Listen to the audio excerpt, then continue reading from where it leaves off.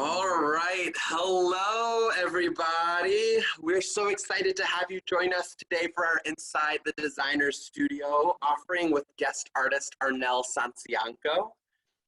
This offering is for our teen community, though I know we have some family members and some educators who are also here observing, which is totally welcome and awesome. For those of you who I do not know yet, my name is Ubby. I use they, them pronouns, and I'm the Education Associate here at Steppenwolf. I'm also the facilitator of our Young Adult Council, so I wanted to shout out our Yak Pack, who is also joining us today. Something to start off our weekly Young Adult Council meetings. We start every meeting off with a communal moment of breath. So I would love to invite all of us here to do that. This is a moment to ground yourself. I know this time is unnervingly ambiguous, so imbue this breath with whatever you need, whether that's a distraction, whether that's a moment to focus, to clear your mind, or just showing yourself some love and some compassion and some generosity. So I'm going to count down from 3, and if you want to close your eyes or keep them open, whatever makes you most comfortable. 3, 2, 1. Let's take a deep breath in and a deep breath out. And let's do one more in and out. Awesome. I'm really excited for us to jump into this conversation with Arnel in just a moment, but I actually, before we dive in, would love to open up this virtual space with the land acknowledgement. This is something that we do at every show over at Steppenwolf when we're over at our building, so I just wanted to also engage that in this space. I wanted to open up this space by recognizing that Steppenwolf Theater sits on native land. The area our building resides on is the traditional homelands of the people of the Council of Three Fires, including the Ojibwe, Potawatomi, and the Ottawa. Although for over 200 years, Native nations have been forcibly removed from this territory, we must also acknowledge that this land continues to be a site of gathering and of healing for more than a dozen other tribal nations and remains home to over 100,000 tribal members in the state of Illinois. Thank you for taking a moment to acknowledge the land we're on today. And I know we have people from all over the country here, and I encourage everyone to take a moment to learn more about the land that you're on and the Native communities of and on that land. You can visit nativeland.ca, which is in the chat, for more information that'll help you sort of learn more about that. The last thing I wanted to talk about is this weird thing we're doing, which is Zoom. So we're in a Zoom webinar, as our guest Arnel is showing you, Square. And the way that this works is that Arnel and I are currently hosts, and you can hear and see us, but we can't hear and see you, and you can't hear and see each other yet. But throughout the workshop, there will be times where we ask for your participation, as we do our best to make this a dialogue with you as much as possible. So there are different ways that we're going to ask to engage you, and I actually just wanted to test them out real quick. So why don't we look at a few features? The first one being the raise hand button. We might ask you to raise your hand to volunteer to answer a question or share your thoughts. So please familiarize yourself with that, and why don't you go ahead and click it right now, just so I know people. Oh, amazing. We have 20, 21. Everyone gets it. Love that. So be on the lookout. We might ask you to raise your hand at some point, okay? Next is the chat box. Everyone's already familiar with that. It's one of my favorite features for sure. It's on the lower right-hand side on my screen. Why doesn't everybody go ahead and write their first name and their pronouns into the chat, just so we get a sense of who's here with us today? Something to note is that you have the option to send your message to only us panelists or to panelists and attendees. Make sure that in that drop-down section you choose what you want. I also wanted to say that I think the chat is awesome, and sometimes it can also feel distracting for folks. So as we're jumping into our conversation with Arnel, let's try to do our best to stay focused and use the chat minimally to ensure everyone, support everyone staying focused. I know I have a hard time sometimes being like, okay, reading this as well as talking to Arnel, so let's just support each other in that way. And finally, there's the Q&A feature. That's also near where you see raise hand. And so in the Q&A feature, this is where you can ask us questions that may not need an immediate answer. So feel free as throughout the meeting today to write down any questions you have for Arnel, and we will do our best to answer them accordingly and sort of scaffold them into the meeting today. So that's enough for me. I feel like everyone knows Zoom probably better than I do. So why don't we dive into our conversation, our workshop today. Hello, Arnel. Thank you so much for joining us today. Hello, Avi. It's a pleasure. So glad to have you. For folks who don't know you, would you mind doing a little bit of an introduction, telling us your name, the pronouns that you use, and a little bit about what you do? Yes, I would love to. So my name is Arnel Sancianco. I am a set designer here in Chicago. This is my Rogers Park studio. My pronouns are he, him, his, as you can see, I think right here on my screen, he, him, his. And so, yeah, I am a set designer. I get to build the scenery of theaters and operas and musicals and dramas. I would love to design a parade someday. So if anyone from the parade world is watching, hi, I want to design a parade. So yeah, that's a world that I live in. I'm excited to chat more and learn more about that world. Yeah. Before we do that, we have a tradition that we do here at the Young Adult Council with all of our guests. So I wanted to do that tradition with you, which is 90 questions in 90 seconds. Okay, so, here we go. We have 90 questions. I'm going to put 90 seconds on the clock. This is a time for us to sort of learn about you before we learn about you through your artistry and through your work. So perfect. I'm going to ask you questions and we're going to try to get through them as much as possible. Cool? I'm game. Great. I'm putting 90 seconds on the clock. 90 seconds. 1 second as I do that. There we go. And 3, 2, 1. All right. Who is your hero? Who's my hero? I will say my brother. Love that. If you could live anywhere in the world, where would it be? Costa Rica. What is an irrational fear you have? I am deathly afraid of roller coasters. Ooh, they're freaky. Do frogs have ears?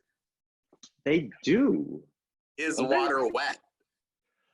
I am of the camp that water is wet. Okay. What motivates you to work hard? Stress. What is your favorite thing about your job? I get to make doll houses for a living. Play with toys. I love that. What's your biggest complaint about your job? I have to make too many toys. What is something you're really bad at? Dancing. Okay. What is one of your proudest accomplishments?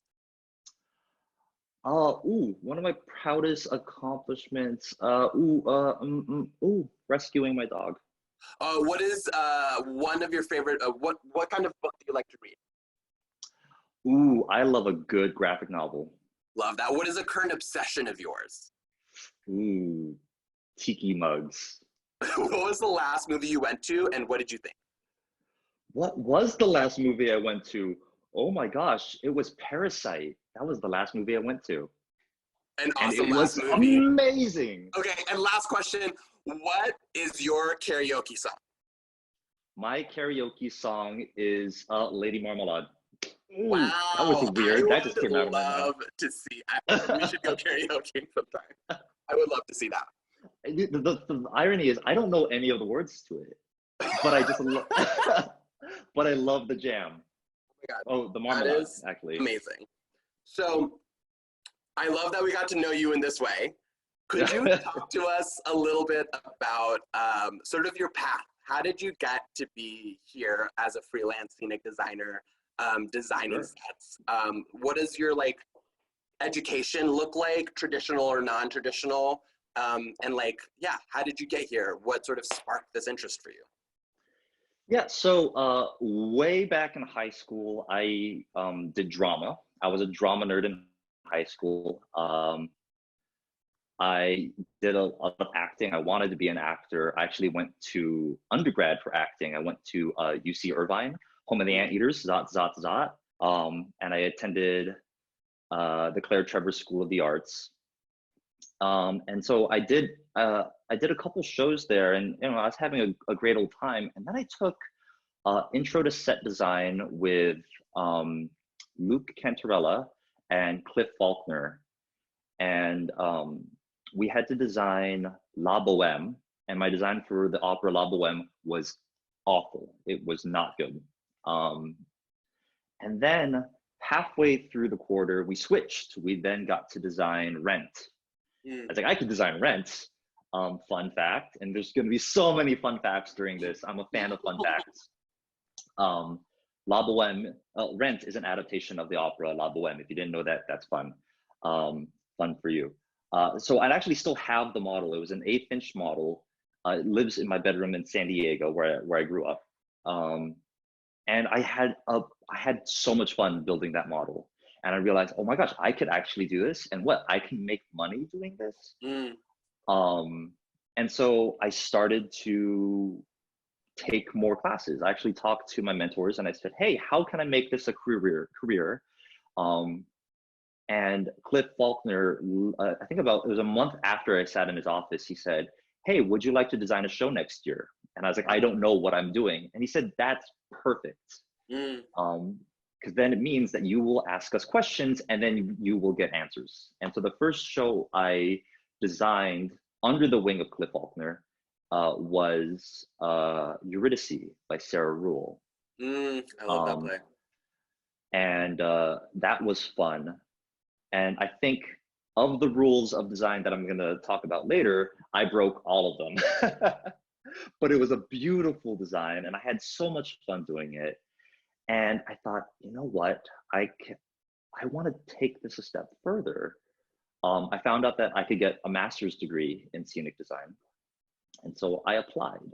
I did a thing called Eurydice, which I forget what it stands for. I think it stands for the Undergraduate Residential Theater Association, something like that, University Resource, whatever. And what it was like Project Runway. You show up in New York, you have 30 minutes to set up your table, showing your life's work, and then you get to have 15-minute interviews with all the universities across the nation. That's awesome. And I sat down with Linda Ruthke and Anna Kuzmanik from Northwestern. And I remember Linda Ruthke, who's a costume designer in Chicago, and she's done a lot of stuff at Steppenwolf. She said, I think you need to come to Northwestern. I will break you. And so I did. I flew to Chicago. I went to Northwestern, got accepted, spent 3 years in graduate school. It was the hardest thing I've ever done in my life, but it was worth it. I met some amazing collaborators. That's where I actually got to meet Lillian Brown, who is one of my biggest lifetime collaborators. Yes. So that was, I finished classwork in 2016. And then in 2017, I submitted my thesis. That day got approved, got my master's degree. And then from 2017 until 2020, which I can't do math, 4 years, 3 years, 7, 8, 9, 10. Yeah, one of those numbers there. I've been designing in Chicago, and recently I've been branching out to, I've been up in Milwaukee, I've been in Philadelphia, I designed back in my stomping grounds in San Diego at the La Jolla Playhouse. So I've been across the map doing this thing that I love. I love that. I love that so much. And I want to lift up what sort of your first experience of like, I have no idea what I'm doing. And your mentor being like, that's great. Because then we can just like move forward with this curiosity, right? I feel like sometimes we're scared to jump in because we're like, we don't know what we're doing. But that's how we sort of keep learning and moving, right? So that's awesome to hear. So you're joining us from your Rogers Park sort of studio apartment, or studio. Studio, yes. Yes. Could you give us a little sneak peek, give us a little tour of your home studio? Yeah, this would be fun. This would be like MTV Cribs. Yeah, Do this they will still be totally do they still have MTV MTV Cribs? Studio. MTV Studio. So yeah, this is my design studio. I'm gonna do a quick. Hopefully you guys aren't dizzy. This is a nice 360 look. There's my ring light. Nice. And this is that's the world. Let's take a look at some of the fun stuff that I have. We'll just go around here. I love that. This here, I wonder if I could actually just put, sorry if that was loud. So this here, printer section, if you ever do decide to become a set designer, get a really good printer.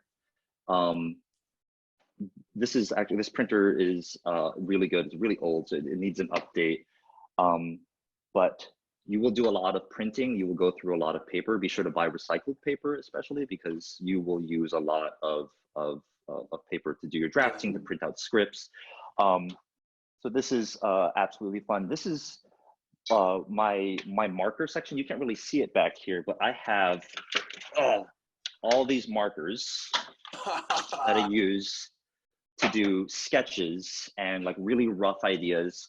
I will be the first one to admit that I'm terrible at drawing. I really do not know how to draw. And that's fine, because the point of being a designer is not to create like stunning, realistic drawings. It's to get an idea down on paper so that you could talk to your director about it. A lot of the times, our first version, the first design, the first sketch is never the thing that I end up with. I think maybe 3 shows have I ever designed a sketch, drew a sketch, and it actually ended up on stage. But it's very rare. So these are all my markers.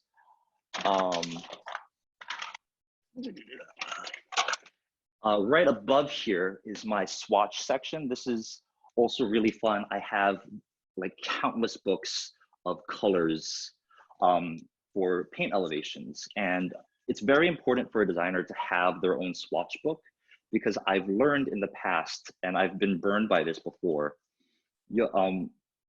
I like to do a lot of my work on Photoshop. Oh, I forgot to mention this. I used to be a graphic designer. I was a graphic designer, and then I became a set designer. That's a whole time in my life. I actually used to design t-shirts. Actually, that was another fun fact. But it's very important that you get a swatch book, because you want to be able to see the color with your own eyes and tell the painter, it needs to be this exact color. Because if you send it via email, I've discovered that a Mac screen versus a PC screen versus your cell phone versus a television will make this green look like this green or this green. Or one time I emailed a paint elevation and they printed it on their printer, which was low on ink. And a set that was supposed to be green was painted pink. Yep. Arnel, could you talk a little bit, you just mentioned paint elevation. Could you talk a little bit about what that is, or show us an example? It's like I had these prepared. These are paint elevations. So a paint elevation shows a painter and the carpenters what and how you want a certain floor to be painted. This was a show that I did, the All Night Strut. It was directed by J.C. Clements, who is the casting director at Steppenwolf. We love J.C. He's also a fantastic director. He's one of my favorite directors. So like, yeah, you send them one of these. This is in scale. This is in 3/8 inch scale. And you have some like research image of what you want the floor to look like, and then what the entire floor looks like. And then you swatch out the color. And then you put it on here, and then you put on notes. This was the walls. So this was the floor, this was the wall. It was set on a train. It was this beautiful Art Deco train. And I really wanted there to be wallpaper on here. And I had designed my own wallpaper, and that of course usually costs too much. And so they found me this wallpaper, and I thought, okay, that's great. So they sent me this tile. I updated the elevation and the model to have this wallpaper. And then they sent me a swatch. Swatching is fun. Swatching is life. If you've ever seen Project Runway, swatch, swatch, swatch, swatch, swatch. They sent me this. This is the wallpaper. Oh, that's awesome. So that I can approve it. If I can approve the colors, I can make sure that this blue goes with the blue of the floor that I like. But what I didn't know, oh my God, this is my favorite fun fact. I didn't know that there was glitter in the wallpaper. So we ended up with this train that was sparkly. And so I actually keep this wallpaper just as a reminder of like fun little surprises in your life. So we ended up with one of those. So that's one of the crucial steps that scenic designers have to do. Because like I said, it's all about communication. And so you want to be able to communicate to your painters, like, this is what I want it to be. I love that. Here's that. Awesome. I also have, there's so much. Let me actually just give you a quick peek. You could see all the, you know, I've got grass up here for different shows. You think that AstroTurf is all the same. It's not. There's like different textures of grass. Sometimes I'm doing shows about plays. I'm doing plays about homes that have very nice grass. And then I have shows that take place in other communities where the grass is not green around the other side. Over here is my rainbow of spray paint. Spray paint is a very quick way for me to color my models. I'm a huge fan of Montana Black. That's the name. Oh, Montana Gold. This is the gold version of Montana. That's the company. I don't know why. I think it's because it gets really opaque. It gets a nice coating on the models. I also grew up with a bunch in college. My roommates were street artists, and my entire apartment in college was full of this spray paint. So I just sort of carried on with that. I'm also a big fan of Legos. Love Legos. If you follow me on Instagram, I have a link to the guy who, this was a custom design. This was not one that I actually bought the design from the guy, and then I had to source out from another group of people the individual bricks. It was a huge, like, you know, Da Vinci Code style, trying to find everything. But it's Hogwarts. It's a skyline of Hogwarts. Oh my God, that's lovely. And on the thing that made me really want to get it is because if you turn it around, there's a Chamber of Secrets. Whoa! So that was my whole thing there. And then I have a collection of like some of my models that I take out of the box that make me happy. Again, this is another Lillian Brown show. This is the Total Bent. And this theater was actually very unique because it was so wide. It was thin and wide. Abby, I think you saw this show. Yeah, I worked on that show. That's right, you did work on the show. I'm so sorry. No, you're totally good. It was like I was in and out of that show. But it's you know, it's one of my favorites. I keep it up there. But then this right here is my digital section. And so this is sort of the thing that I wanted to briefly talk about is I keep my digital world over here. Oh my gosh, you could see the ring light. That's nice. It's like The Circle on Netflix. Anyways, this is the digital world I like to keep. And then over here is my analog world. And I get this, I got this separation of church and state from a book called Steal Like an Artist. And in there, and I have that guy, the author's name, Steal Like an Artist, Austin Kleon is his name. Love that. And he suggests that in your design studio, you separate the two worlds because the way that you think is completely different. Like when you're working digitally, you have the idea, you have the ability to undo, it's about precision, it's about finishing. But when you're working in the analog world, and by analog, I mean hands-on, hand painting, hand crafting, it is the craft. It is where you are mixing the dough. If we were to compare this to cooking and baking, which everyone is doing right now, this is your land to mix your ingredients and get the measurements right before you put it in the oven. So like that sort of separation there. Oftentimes I have my assistant sitting here. Jessie Bollinger is my current assistant, and she does a lot of model making here on this world here. I've got, let's go look over here. Let's go, I'll bring you guys up over here. Whee! So, this right here, now I do say keeping it separate. This is digital world. This is my analog world. This analog section right here is mostly for quick repairs. So if there's something that she's working on and she, you know, we break a chair or whatever, we just toss it on over here and I could quickly glue it back together. You do see there is a biohazard container here. This is not an actual biohazard, but it's. I was like, what kind of material are you working with, Arnel? But it's a sharps container, and what it is you'll usually see this in hospitals. This is where you usually put needles and syringes and scalpels. But in my world, we use a lot of knives and a lot of X-Acto blades, and so this one's actually pretty dull right now. You would usually snap these off.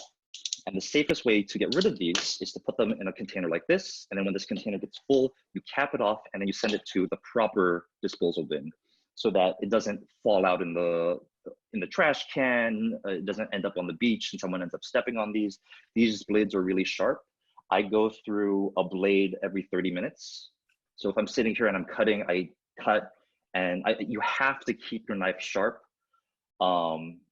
Otherwise, you start to get dull edges. You start to eat away at your foam core. Todd Rosenthal used to say that he can tell when a young designer has been cutting their foam core with a spoon, because they'll just eating away at it. This is my wall of tools, my little pegboard. I got this at IKEA. These are my scale people. I keep them all here. Ooh, I'm shaking because it's so heavy. This. You didn't know you were going to get a workout today. I know.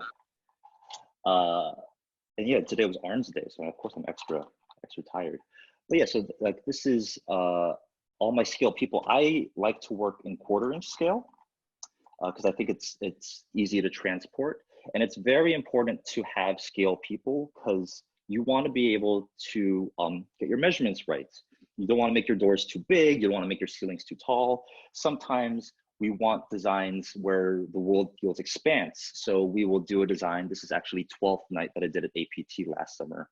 We'll do a design where we want it to feel very tall and grand and fantastical. So you want that scale there.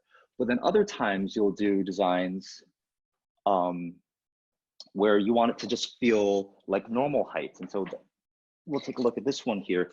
This was actually the original design of Lottery Day. And you'll want the house to feel, you know, life size. You don't want it to be exaggerated too much. You want to really feel like this is a 2-story house. Now, the reason why this version of the design got cut was there's an audience seat. The theater is a 3/4 thrust. So we had audience members and these extreme sight lines. And so if we had a person standing here, there was a seat that was like, this was their view. So we made some edits, and you actually get to see what the final version of this was. You'll see it in just a second. I also have a bunch of, I keep a bunch of tiny furniture because, you know, this is, sometimes I'll make the furniture, like I'll make this little mid-century modern table. This was for a show, another show I did with JC Clements, the nerd. Or you'll make like a little lamp. And I keep your jewelry away from me, because what I'll do is I will break earrings to create these tiny intricate pieces. This was a futon for a play called Boy. This tiny little futon. And then sometimes I get really lazy and I'll just buy the miniatures because they're just too small for me to make. So here's a little bicycle that I would have spent an entire day trying to do this and hate it. So there's that.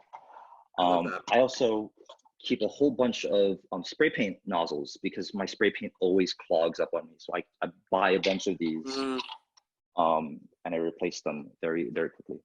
This back here is my color wheel. I forget the color wheel. There's an order to the color wheel. Like you plot them out. You have red, yellow, and blue, which are the you know, the original big three, and then you mix them, you find the other colors there. But the part of the color wheel that I forget is the complementaries. I always forget where they lie on the wheel. And so what I used to do in grad school, I used to actually write them on the back of my hand. So while I'm painting, I'll remember what the complementaries are. Now, complementary colors, when you're designing, if you have a, if you put one color next to its complement, you will actually make you'll make each color pop. So if you think of if you think of the holidays, red and green, the green next to the red will make the red pop, the red next to the green will make the green pop. But when you're painting, if you mix those colors together, you'll actually kill their vibes.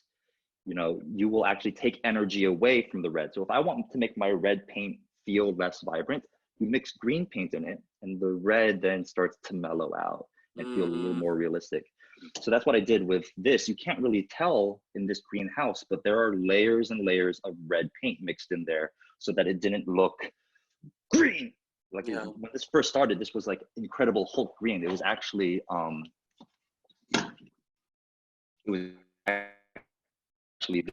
this green. And then through layers of color, I was able to kill it and make it less green. That's always fun.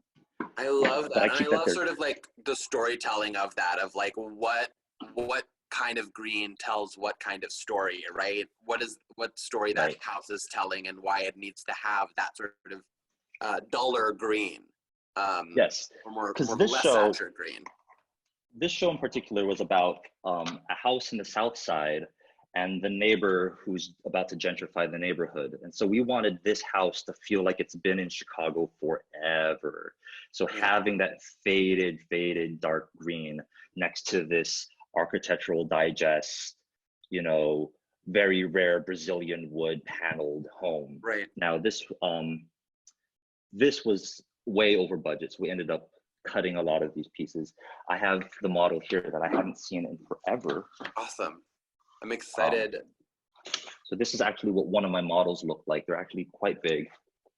I'm gonna, you guys take a look at that theater in there.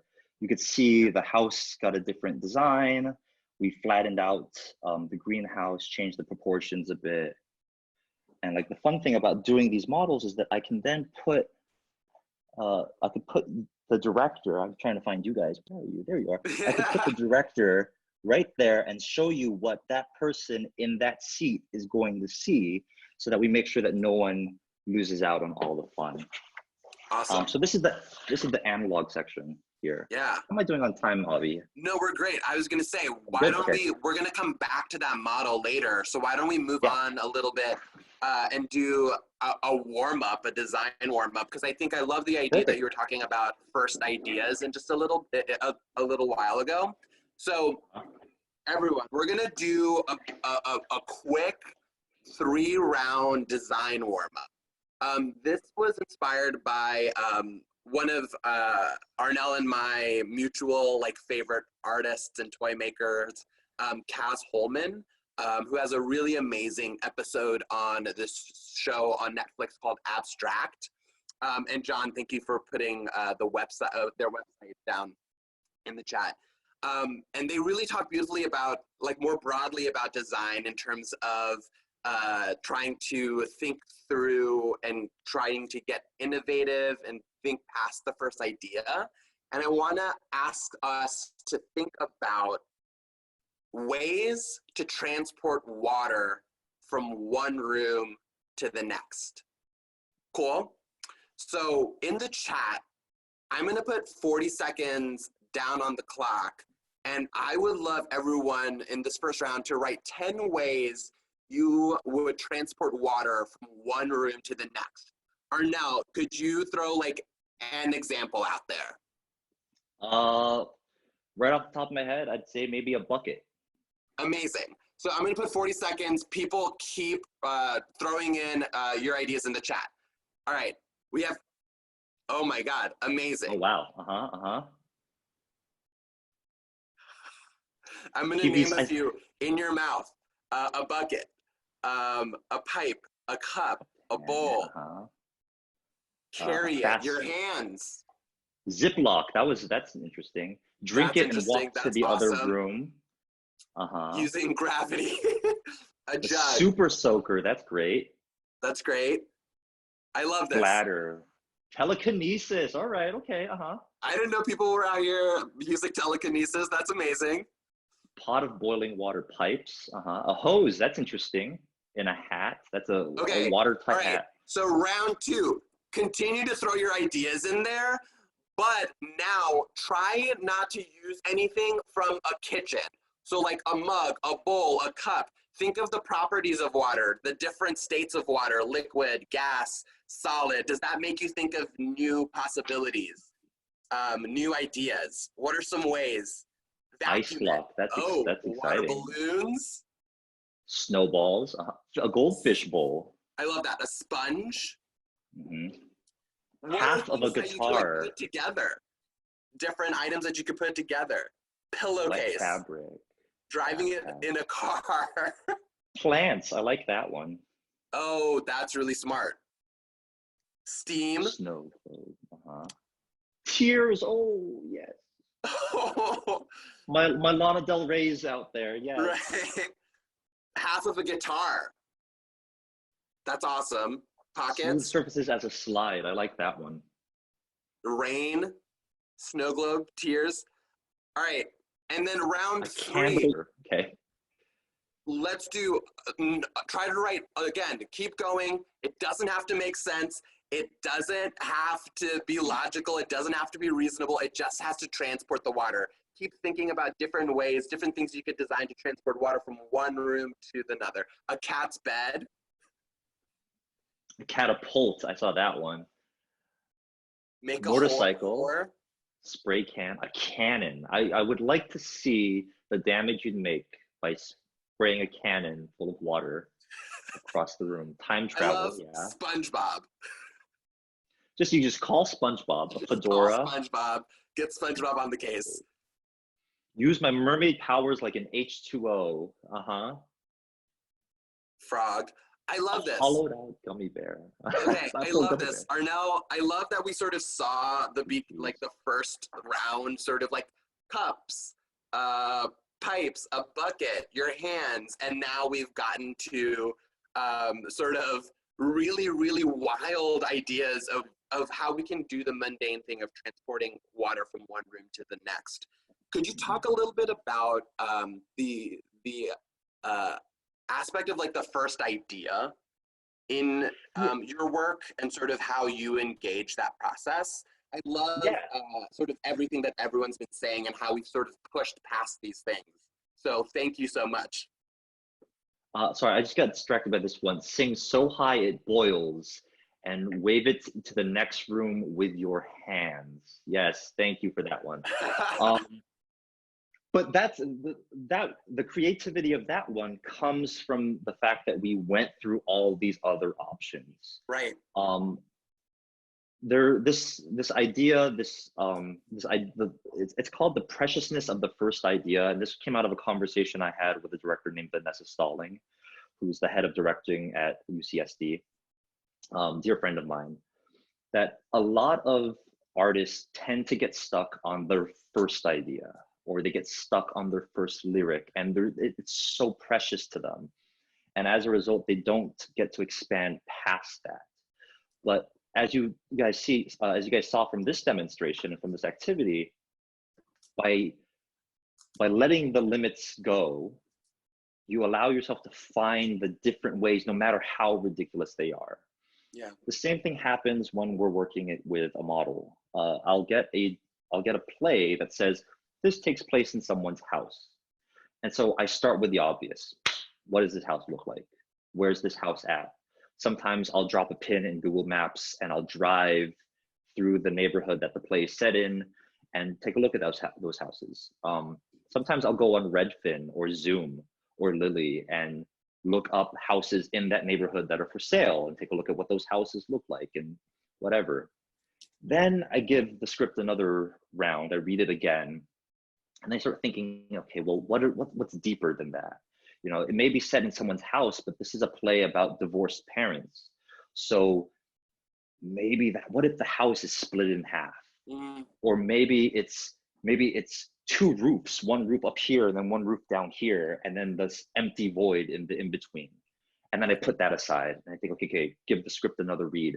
Oh, not only is it a play about, not only is it a play that takes place in a house and divorced parents, it's from the point of view of a 4-year-old. Oh, okay, great. So now this house it looks like a Crayola drawing. It's made out of Legos. It's made out of wooden blocks. And then at the very end of the play, when the child is old enough, he knocks down the house and the house tumbles to the floor and it makes this great big boom. That would have never happened if I stayed with my first idea, which was the house in the suburbs in Indiana. Yeah. You go deeper, you test it out, and you keep going and going and going. And the thing is, it may be a bad idea to you, but it might be an amazing idea to your audience or an amazing idea to your director. So I have, this is a technique from Cliff Faulkner and also Sherlock Holmes. I have a mind palace of good ideas. They're never bad ideas. They're just ideas that you come up with and you think, I'm going to save it for later. And I keep it in the back of my head. And then when the situation comes up, I reach in there and I pop it in there. Nowadays, with the age of Pinterest, I actually have a pin board. I'm just like, this would be a good idea. And I pin it and I pin it and I keep it. And when I'm stuck with a play, I sit there and I think, oh, that's right. I saw this installation art that was made entirely out of gauze. And I think that will work with the transparency this family lacks. Perfect. And then I start there. Or I see an installation piece of like shattered mirrors. I think, oh, this would be perfect for Jean Genet's La Balcony, you know, and I just keep that in there. Yeah, and I love that idea also that like, whatever your idea is, it's also in conversation with your collaborators, right? Yeah. So you know, that one idea that you have that you may think is a bad idea can also be the like inspiration for this idea with your collaborator, and sort of together these ideas work its way into the work that we do, right? And into the art, into the final product. But it's all about that process of collaborating ideas, which is, I think, something that is super exciting to hear you talk about.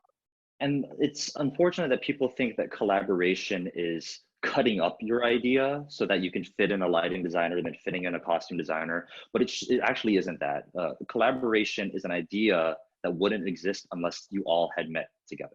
Absolutely. You'll see later on, there's some designs of mine that we'll take a look at. That those Why don't ideas. we hop into some of your designs in that that mini presentation about design? Oh yes, that's right. That's the whole reason why we're here. Yeah. Yeah. Let's talk about design. Let's talk about what design is and how to design. Awesome. And I wanted to remind everyone, I sent a reminder this morning, but we're probably going to be going till 5:40 or 5:45, not 5:30, just so everyone knows, okay? So, but Arnel, go ahead. Perfect. So this is my intro to scenic design. This is actually one of the lectures. I don't want to call it a lecture. This is one of the presentations I do for my college students. And so I'm going to share this with you guys. If you guys recognize the scenic design, go ahead and pop it in the chat box. I'll take a look at it too. It's actually one of my favorite set designs. So in the world of design, you either do this or you do this, but you never, ever, ever do this. Now this example comes from a TED Talk about book design by Chip Kidd. It will be in the PDF that you guys get sent to you. But in the chat box, can you guys explain to me why this doesn't really work for design, or why it's not considered good design? Yeah, in the chat, any ideas onto like why these two things together? Right, it's redundant, creativity is cut short. You're defining it for everybody. It's too obvious, too basic. It's repeating the same info twice. You're telling the audience what to think. That's exactly it. See, when we create designs, what we want to do is create something that allows the audience members to fill in the blanks. Because things are more exciting if you're leaning in and exploring the world, putting in your own emotional energy into it. When you do a design like this, where it says banana and says banana, then you stop, you get it, it's obvious. Now, when it's just a banana, suddenly you start thinking, oh, the last time I ate a banana, or the smells of a banana Foster, or banana splits. Yeah. When you see the word banana, you start to think of the image of a banana, or you start to think of jungles and supermarkets, and then all of a sudden the world becomes more full or fuller. I was never good at grammar. But this here does too much work for you. Now, another example of good design is flags. So let's take a look at flags, shall we? Now, in the world of flags, there are 5 principles of flag design, and we're going to take a look at those here. And the reason why I like to talk about flags, and this comes from a podcast, 99% Invisible. If you guys follow that podcast, it's all about design. It's fantastic.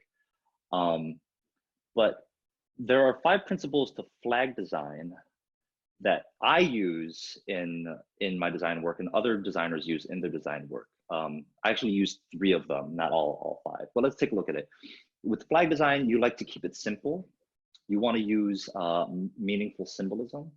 Usually 2 to 3 basic colors. I don't really follow that rule anymore. I used to when I was in grad school, because I wanted to be experimental and crazy, and like I wanted to do all white sets and all that nonsense. But now I find I use colors that are cohesive. So I use actually 2 to 3 color palettes is what I'll say. No lettering or seals. That I think is very specific to flag design. When you enter a world like epic theater, or like Bertolt Brecht, or the Verdomsprung effect, I mean, these are big, crazy design theories and theatrical theories. There's this whole world where like lettering and signs are actually a big part of that. I don't use it a lot. I've been trying to use it, and every time I do it, I get swatted down by directors. But if you guys have the time later on after this, do a Google image search of A Doll's House Part 2, and you'll see there's a design that has like these giant letters on it. And it's actually very fascinating.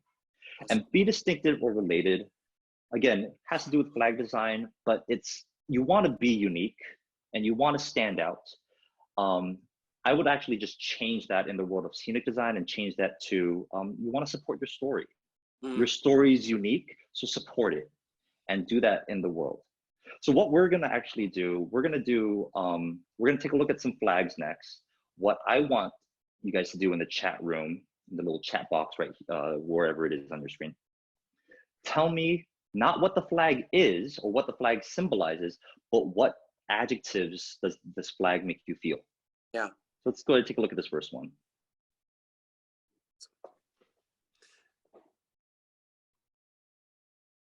Pirates. Rebellious. Yeah, adventurous, angry. Aggression. Forbidden. Ooh, I like that. Dread. Anarchy. Robbery, danger, violence. Needs a hug. That's exciting. Done for. Love that. Right. So go ahead, keep going. Oh, dominant. I like that one. A warning, turn around, pirate booty, Pirates of the Caribbean. Yeah. So like this flag, only using three images. It has 2 flags and a skull, and it's creating all these ideas, right? What's happening is very quickly, the design is using iconography to get you to have a feeling. Another fun fact, this flag is a variation of a flag called the Jolly Roger. We got the term the Jolly Rogers because early French pirates used to hang a red flag. And in French, that flag was called the Joli Rouge, which meant the happy red. And then through time, it became Joli Rouge, Jolly Roger, and so on and so forth. Before we go on to this next flag, again, don't tell me what the flag is, but tell me what that flag makes you feel. So go ahead, let's take a look at that next flag.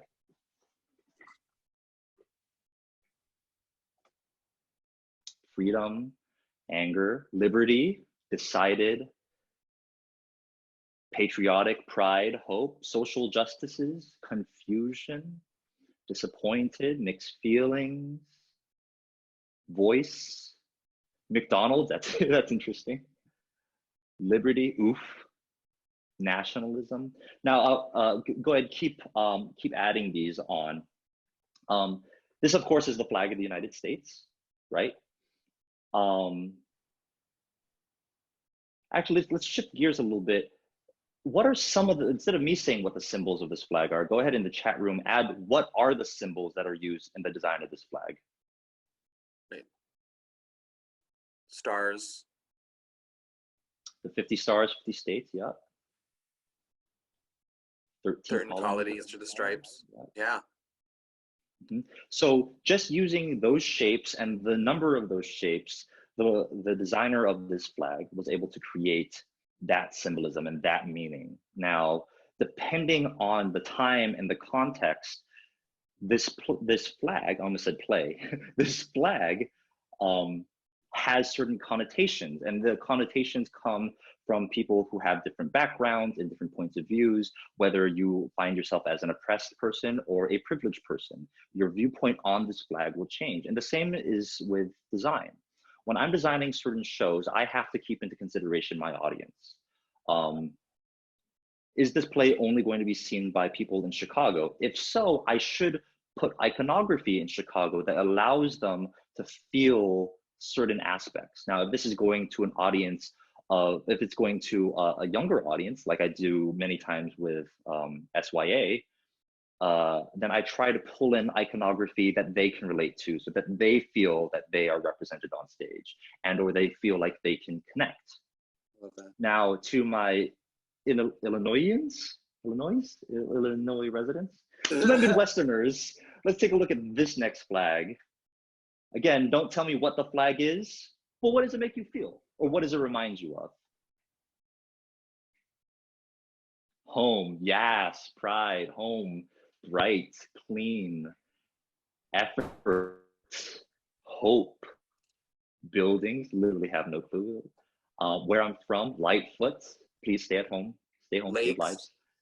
Lakes, alleys like New York, Chicago fire. So yes, this is the flag of Chicago. Now, in the podcast 99% Invisible, this is the podcaster's favorite flag. It is one of my favorite flags. It's a very simple design. For the people who don't know, the two blue stripes represent the Lake Michigan, and the Chicago River. These are the two bodies of water that keep Chicago nestled. And then the 4 stars are the 4 events in Chicago's history that have made Chicago, Chicago. It's the site of Fort Dearborn, the Great Chicago Fire, the Chicago World's Fair or the Columbian Exposition, and then the Century of Progress World's Fair.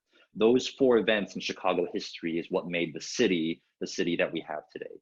There was some debate about adding a 5th star when the Cubs won, but the White Sox fans were not happy about that. I wonder if we can move to the Pocatello flag. I'm just gonna help us sort of move along in terms of time as well. Totally. Yeah. Let's take a look at the flag of Pocatello. This is a city awesome. Out in Milwaukee. This is the former flag of Pocatello. Can you guys, you want to do like a raise your hand section with this? Sure, yeah. If someone wants to talk a little bit about what we've learned in terms of the banana sort of example, how does this flag engage design in that way? I see a hand with Natalie. Natalie, I'm gonna allow you to talk, and you should be able to, wait, where'd you go? Natalie, can you hear us? I saw your hand raised. Hello? Hello? Hello. Hi, Natalie. You guys can hear me? Yes. Yeah. Awesome. So could you talk to us a little bit about why this flag sort of sits awkwardly in terms of design? What are the things about this flag that throw you off? All right, well, first off, it's got text on it, which is pretty unusual for a flag. But above it, we've got this design, which is probably supposed to represent some significance to the, is it a city we're talking about here? Yeah, Pocatello's a city. So the contrast between the symbolism of the mountains and then they used words below it, it's reiterating the point twice. It's being indirect and direct at the same time. Totally. Yeah, it's like you're labeling the banana. Now, Natalie, while we still have you, what can you tell me about the city of Pocatello just from this flag? My guess is, and maybe this is wrong, it's in mountains somewhere. That's a good guess. No, that's a great guess. Tourist destination of some sort? If it's a tourist destination, I've never been there. So. Yeah. No, but that's Thanks a great so much, guess. Natalie. The sort of story that the flag is telling. Thank you, Natalie. I'm going to put you on mute, and then we're going to move on to see their new flag. Arnel, is that right? Yes, they have since updated their flag. This is what the new flag of Pocatello looks like. Does anyone want to raise their hand and just tell us what you think about this flag? Cortland, I see your hand up. I'm going to unmute you. Cortland, can you say hey? Hello, Cortland. Hey, Cortland. Before I proceed with this, I'd just like to point out, is it normal for flags to have copyrights on them? It is technically not. Yeah. Because I noticed that on the tend to last do one, it. and a trademark too. I thought that was Right. interesting. It's very unusual for flags to do that. Yeah, but this one definitely has the colors going on. It's got some white and red and blue and yellow, which I'm sure have some significance. The yellow is obviously the sun peeking out from the mountains, and the rest of the star is taken up by this white, which looks kind of like snow on a mountain. And of course the red takes up the mountains, and the blue the sky, and it's a lot more simple and more direct. The previous flag also had the mountains going on in it, but it was kind of secondary to the text. This one has the mountains on full. Yeah, and Go ahead. yeah, no, and like the thing about flags is that you want to be able to rally behind your flag, and you want to be able to like Game of Thrones, see that thing up and be like, that's where I live, and that's my home, and that's where I'm proud of. And so this, I think, does a really good job for Pocatello and gives them a chance to be like, hey, I get it, I see it, I understand it. That's a place that I'm proud of. Awesome. Thank you, Cortland. Thank you, Fellow Cortland. Young Adult Council member, represent. So let's enough about flags. This is supposed to be a talk about scenic design. So let's take a look at, like, keep all of that back in the back of your mind. The idea of the preciousness of the first idea, expanding thoughts, the way that we use color, the way that we want to get the idea out quickly. Let's take a look at this next design. And Arnel, let's pick 2 images really to focus in on here, and then we can move on to the rest of the workshop. But yeah, love that. Let's talk about this. Yeah. So like, what is making you? When you say 2 images, 2 designs. Yeah, let's look at two designs. So okay, great. Let's move on to let's jump to the let's go to the next one. Yeah, let's talk about this one. What is this one making you feel? Yeah, what emotions does this bring up?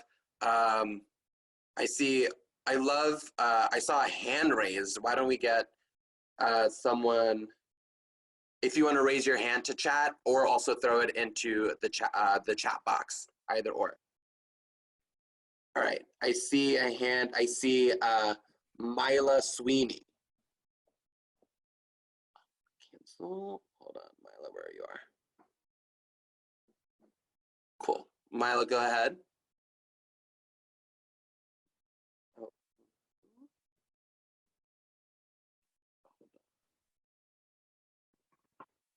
Oh, I don't know. Mila, are you here? Looks like Mala's on mute right now. Let's see. We'll move on. Hello. I'm gonna pick. Hello. Oh, hi, Mila. Hi. Hi. Awesome. Hi. It's Mila, actually. Oh, Mila, I'm so Thank you, sorry. Mila. Thank you, No, Mila. you're good. So this just makes me kind of feel like very like orderly and very, it seems to look as if it's like kind of like a convent. So maybe like orderly and very religious. And I was recently in Sister Act, so it makes me, it's like bringing up memories of when I was in Sister Act. So it's like very like orderly and prestigious and like very, you know, direct. Awesome. Thank you. Thank you for that, Mila. I love that. I love also in the chat, we're seeing your sightline is guided. We're getting religion and all these other things as well. Mila, thank you so much. I'm gonna also put you on mute again. Thank you. Yeah, so we're getting the idea that you're being watched, the isolation. Yes, we do actually, this is from the Crucible. This is my design of the Crucible at Steppenwolf for young adults. But all the things that you guys are talking about, where the church's secrets are being revealed, the idea of power over its people, the darkness of the world. If you guys are familiar with that play, you know that the idea of the church and the government is a looming structure. And so I wanted to incorporate that design there. John, can we jump to Lottery Day? That'd be awesome.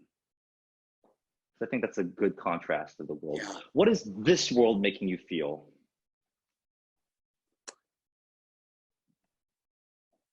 Bright. Emily, Emily Reynoso, and correct me if I'm mispronouncing your name. I'm gonna unmute you. Hello. Hello? Emily. Hi. Awesome. Would you mind, talking us a little bit about how this design makes you feel? What are some emotions, some adjectives, some stories you're getting from here? It's really bright and cheerful. It also kind of feels like a dream with like the uncommon colors. Or like the fact that the sky looks purple. I love that. I love that. I love that. We're seeing a lot of juxtaposition from in the chat as well. Community, this idea of community already. Rich versus the poor, fantasy, unity. Yes, a lot of community. Fever dream, that's interesting. I love that. Pleasant Awesome. state of mind. Yeah, so this comes from one of my favorite designs that I've done last year's Lottery Day by Ike Coulter. It's actually, it's the part 7 of a 7-part series. It's the end of this journey. And it is a reunion because what Ike Coulter did is he took a character from the 6 other plays and put them at a barbecue.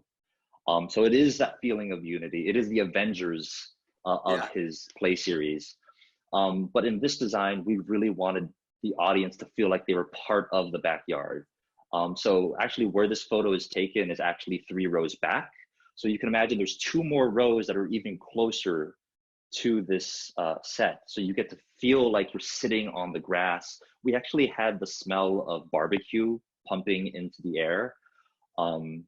It never worked, but like on 1 or 2 nights in previews, you got a real, it smelled like Lay's barbecue chips, and it was phenomenal. That's awesome. Oh my God. Go ahead, Arnel. Yeah, so it's basically 4D. Spent a lot of money on that small machine, and it only worked twice. I love that. And I also love seeing, as you showed us the Lottery Day model earlier, sort of this 2D version that we see and the model that we saw earlier. I love seeing how that, like, giving us an insight into different parts of the process, right? Which is super exciting. So we also we're had gonna actually challenge y'all. We've heard a little bit and sort of learned from Arnel about sort of the different aspects of design that Arnel engages with, the process that he talks about, and sort of the really important part. Oh, and actually maybe, John, if you wouldn't mind pulling up the last slide on Arnel's slideshow. And Arnel, would you mind talking to us a little bit about one more? One more. There we go. Sort of these essential questions for you. So first and foremost, my job is to support the play and make the play happen in a physical world. these are usually the 4 questions I ask myself. I ask myself a whole bunch of other questions, like why am I still here? But the first one I ask myself is like, what is the audience experience? You know, what do they feel like when they come into this theaters? Very rarely do I have the grand curtain drawn. Yeah. I usually want the audience to come in and get a sense of, okay, this is where we are. This is where we're going to be. And then what is essential to that experience? So like when you think about the flags, what is essential to evoke that feeling of pride or that feeling of danger? And I need to put that on stage first. And then what is the story required? You see, I cut out the word script because the script gives us the text and it gives us the dialogue, but it's from the point of view of the director and the point of view of your actors that we get the sense of story. So what is that story required? Do I need to create a space that is welcome and feels like community? Or do I need to create a place that is looming and dangerous? And how do I put that on stage? And then very quickly, what you need and versus what you want. The distinction between that is there are things that need to happen on stage. And yes, I would love to put this beautiful grand door that opens up and then we get this beautiful entrance of Hamlet at the end of the play, or not Hamlet, Laertes at the end of the play. But really what we need is a door. And maybe that can be done through a slice of light. And maybe my job as a set designer to create good design is to step back and say, you know what we need in this scene and what we need for the audience to feel what the director wants in the story is just a shaft of light and Laertes walking into that light. And maybe that's enough. Yeah, I love that. And if you do that, then you end up with flags or designs that don't label the banana, that are just clean and simple and very less Pocatello or Milwaukee. Awesome. Now we're gonna challenge y'all to be designers. So we have a social media design challenge for you that we'd love for you to see your designs and see your concepts as well. So John, if you wouldn't mind, amazing. So part of this design challenge is choosing a fictional character as your inspiration. So think about your favorite books, TV shows, movies, comics, characters like Aladdin, Remy from Ratatouille, Steven Universe, Hermione. And then once you have that fictional character as your inspiration, choose an area in your space that you've been in, wherever that is, to reimagine and design. It could be the desk where you do your homework, a wall in your room, a reading area, a corner, a piece of a wall somewhere in your space. And think about a space that you might have ignored or have felt uninspired by, or that you've spent too much time in. This is an opportunity for you to sort of reimagine the same wall you've been looking at for 4 weeks. So follow your heart and desire there. And sort of using the guiding questions below that we'll send, and I'll send all of this as an email to everyone here as well. We challenge you to redesign your space with that character in mind, telling that story of that character, their personality, who they are. Feel free, with your family's permission, of course, to rearrange it, add objects, tape things on the wall. Of course, be sure to be safe and make sure not to damage anything, but push yourself to think outside of the box and really focus on the details of the space, sort of going back to our warm-up of push yourself to think past the first idea and really think about the function of this space. Maybe before you start, you can envision, sketch, dream, and look at the space you've chosen from a different vantage point. Try something, look at it, try a new thing, go back to your conversation about first ideas, and think about these guiding questions. How organized is your character? Are they a messy person? Are they a clean person? How does that affect the space? What are their favorite colors? What type of books does your character read? What does their handwriting look like if we see their handwriting? What sort of things would your character like to remind themselves about? For example, if you pick Steven Universe, Steven, remember to pack a bunch of cookie cats in your Hamburger backpack for your trip, could be posted on their wall. Would their space be bright or dark? So use these questions as sort of a jumping off point to redesign and tell the story of this character that you've chosen. after you tried a few designed, sort of look at it and really think about what story does this space tell. And maybe as a challenge, grab someone who you're with right now, a roommate, your sibling, your parent, a family member, and ask them, can they guess which character you've chosen? Or ask them, like, what kind of story does this space tell? Sort of the exercise we were doing earlier about, like, oh, when I see this, I think of these things, right? I think of darkness, I think of joy, I think of these adjectives. So, and the final step is when you have that final process, that final desk, that final part of your wall, take a picture of it and share it on social media.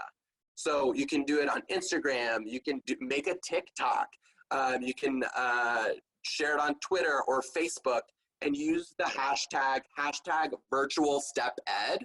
So then Steppenwolf can reshare your posts, because we want to see all your amazing designs, and then we also want to like lift up and show everyone else all of your amazing designs. So remember to use that hashtag and tag Steppenwolf Theater, THTR, on Instagram and Twitter, or Steppenwolf Theater, the word, on Facebook in your posts.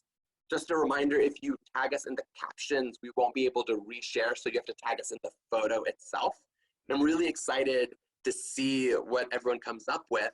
And Arnel actually did this yesterday and has an example to show us. So Arnel, or John, can you put up Arnel's example? And I would love to see in the chat, can anyone guess whose desk this is and why they think it's their desk? Yeah, this was actually a real fun one for me to make. Yeah, feel free to write. Monsters University, Sully's, Mike, Sully. Oh, we're getting Mike or Sully. Write why you think it's Mike's or why you think it's Sully's. What are the things about this desk that really give you okay, Sully, because of the post, big score, don't tell Mike. It says don't tell Mike. Exactly. Don't tell Mike on it. I love that. But I love, if you want to like really notice the little things, right? The books, Stephen King's It, The Babadook. Really, the details, I love the details of your desk, Arnel. Anything else that you want to add? I mean, yeah, just like think of the things of like the difference between Sully and Mike is that Mike is a little messier. There's also a blender bottle up there. I don't think Mike's the type of person who goes to the gym.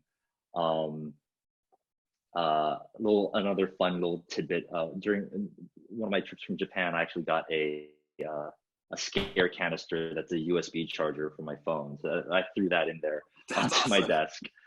But yeah, but like have fun, feel free. Like this is supposed to feel like someone who's in quarantine with you, someone who lives in your room with you.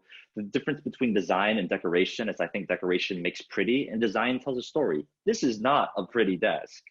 This is a story of someone, this is an Instagram of someone's life, hashtag messy, hashtag right. Need to get organized, I love that. Awesome.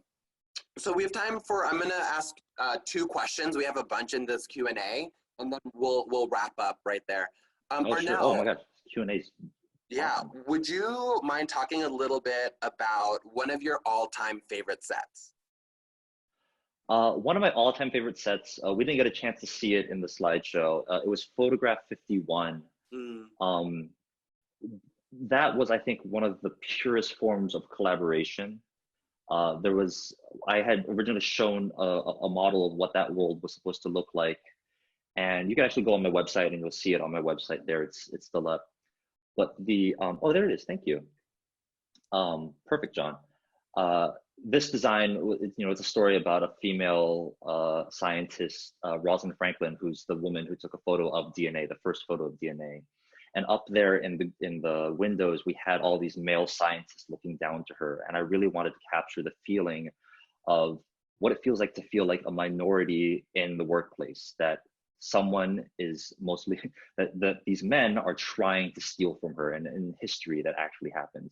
Now, the fun thing came from the collaboration. And John, if you actually take one step back, we worked really hard with the lighting designer and the projection designer to make this world come alive with science. And Rosalind Franklin says in the very beginning of the play that she always had this intricate love for shapes and details. And so the play begins with the world coming to life and then vanishing.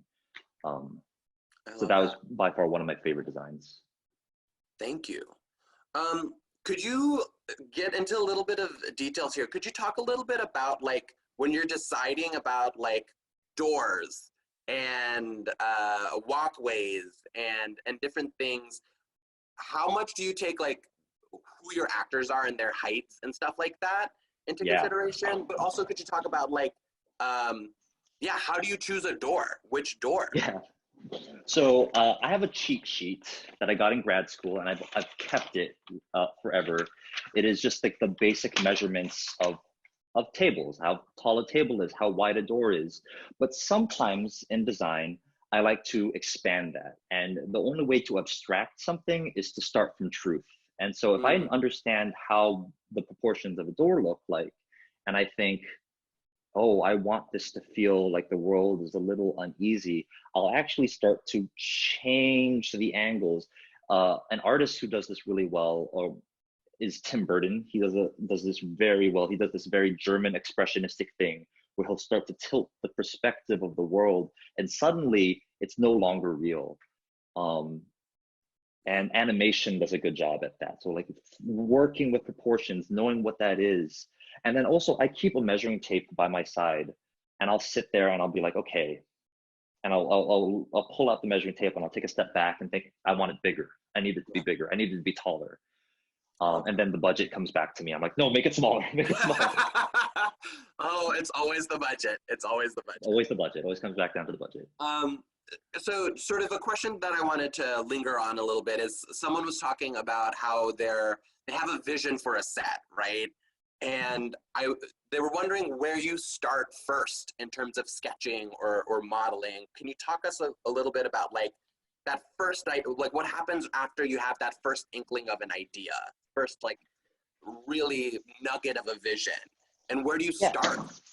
Yeah, so usually I start, and I'm a big fan of using this material called onion skin. It's a very like, it's a whatever piece of paper, right? I don't like using white paper or like lined paper because for some reason my anxiety kicks in and I'm like, this is precious, this has to be beautiful. And like I said, and so what I'll do is I'll do a real quick doodle, and this is just like, you know, like if you zoom in, you'll see like everything's like, it's just blah, you know, it's everywhere, it's mixed up, it's just scribbles. Like I don't know what this was when I drew it, but I drew it because I felt like maybe I needed a thing there, and then I hated it. So then I start with just a sketch, and then I get my markers, and then like I put the shadows in, and I get a sense of like what that is. And then I show it to the director, and then the director says, this is interesting, this is exciting. And then I start to build the different models, and I usually start with a white model, and I think I have a version of a white model up here. You know, I do a white model, the furniture's all over the floor, and I don't paint it, I just very lightly draw on some lines, and we get a sense of like, okay, well, what if this is here, and we put the piano here, and then we walk through the play together, and we say, okay, wait, actually, an actor can't enter there, it feels weird. I have a really weird, I've actually had directors say, I have a weird superstition about actors who enter from stage left as their first entrance. My plays never get good reviews. So then we have to change the entrance, and I rebuild it. And we just go through prototype after prototype after prototype until we find a design that works. But here's the thing, it doesn't stop at final design, because then I go into tech, and then I sit there with the director and the rest of the team, and we have the entire world together, and then we say, you know, that door needs to be red. We take that door off, we repaint it, we put it back on, and we go, maybe pink, and then we go again. Of course. And then you go through a round of previews, and you say, okay, the audience doesn't understand the pink door anymore. Make it red again, and then we repaint it and we put it back up again. It's always a process of trying and trying and trying again, and then we open. I love that, and I sort of, and there was a question in the Q&A as well about. I feel like you were just talking about like never feeling satisfied of it, right? Like you're always probing the curiosity, right? And sort of Always. really engaging. Do you ever look back and you're like, oh, I wish I had done this, or this could have been better? Or how do you sort of navigate past designs, looking back and like sort of engage? You know, of course, you're a different person now, so it's going to be different. What you want is going to be different. Yeah. Yeah, there are a lot of designs that I look back at and I think, man, if we had $1,000 more, I would have loved to have this happen, or I would love to have this. But the thing is, it goes back to that question of what you need versus what you want. And as long as I hit all the things that I need by opening night, I can let my brain dream on about the things that I wanted. And then I take a step back and I think, you know what? The audiences love this. And then I just let it go. You know, that anxiety always exists. As you see behind me, these are all old shows that I've done. And Christmas ornaments, those are Christmas ornaments there. But these are all shows that I've designed. And every once in a while, I'll open them up, I'll get a little nostalgic and I'll think, man, if I had $1,000 more or not. Sometimes I look at it and go like, we really did not need that second house. I could have done this entire show with one house. Wow. You know. Right, of course. There's always things. Well, thank you so much, Arnel. It truly has been so great to have you and sort of get a rare peek inside where you're creating your home studio. I really, really appreciate you joining us today. Thank you. And I'm going to go through these other Q&As. I would love to just answer some of them on Instagram. So just take a look at me. I'll check out my story. I'll answer some of the rest of these questions later. If you want to throw your Instagram in the chat, and I'll also include it in my email to everyone. But Arnel, you know, will of course answer these questions. I'm gonna I have a few things that I wanted to share before everyone heads out today. So John, if you wouldn't mind putting up the awesome. So a few resources and a few things. I know we're all doing so much. So I wanted to share this awesome offering by our friends at About Face Theater. Their youth task force has put together this all ages queer variety show called Kinship, which is an artistic platform for young queer performers in Chicago to showcase new and original work online, and it's going to be online. So check out their Facebook link that John will drop in the chat for more information about that. I think that's going to be super, super exciting. And then next, no, John, you're totally right. Apply to our Young Adult Council. If you loved being here with us today as much as we've loved having you, this is something that we do. The Young Adult Council is a cohort of about 25 Chicagoland teens who meet at Steppenwolf weekly to learn more about theater, learn more about all aspects of the industry, not only acting and design, but also marketing and development and all of the sort of other things that make an institution like Steppenwolf function and run on a day-to-day basis. So check that out. Applications are due May 1st. That's a lie. We've extended. Applications are actually going to be due May 8th. So you have about 3 weeks to apply to be a part of the Young Adult Council. So please throw in an application. John will throw that in the chat. And lastly, I want to say thank you so much.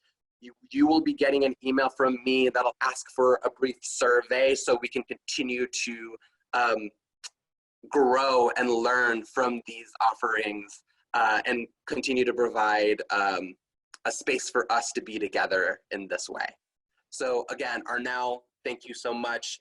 Everyone, thank you so much for joining us. Please expect an email from me very, very soon, and I will hope that everyone is staying healthy and safe and drinking water. Remember to drink water. All right. Yes. Have a lovely rest of your day, y'all. Thank you, guys. Take care.